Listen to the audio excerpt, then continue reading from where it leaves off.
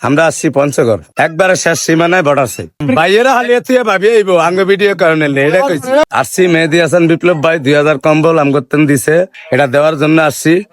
আবার আগামী কালকে আল্লাহ বাঁচাইলে কিছু খাওয়ান দাওয়ানোর অনুষ্ঠান আছে, সবাই আসা পারবেন। ধারে কাছে যারা আছেন আমরাও হ্যাঁ সবাই দিতে পারছি, এনে একজনও খালি হাতে যায় না। অনেক ভালো মানুষ, সরল সোজা। কিন্তু এনে রাস্তাঘাটটি একটু ভাঙ্গাচুরা, সরকারি লোকেরা যারা আছেন একটু ফলো করে রাখবেন এই জায়গাটা। একটু একেবারে শেষ সীমানা বাংলাদেশের, রাস্তাঘাট ভাঙ্গাচুরা একটু বেশি করে ফলো করবেন সরকারি লোকেরা, যেন রাস্তাঘাট গুলো একটু ভালো হয়। আল্লাহ জানে ভাইয়া, আমি সকালে আইসি এই যে মাথার মস্তক ব্যথা করে, গলা ব্যথা করে। হিমালয় কন্যার পাশে হিমালয় কন্যা বলা হয় পঞ্চগড়কে। রোদ উঠতে আছে, রোদে যেমন মাথা ভাইটে যায় এরম, তারপরেও মনে করেন ঠান্ডা, অতিরিক্ত ঠান্ডা। এখানে টিকিট দেওয়া পাইছে কম্বল।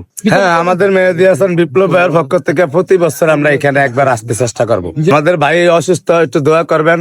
ভাই যাবত বেঁচে থাকে এবতে আমরা অসহায় মানুষের পাশে দাঁড়াবো।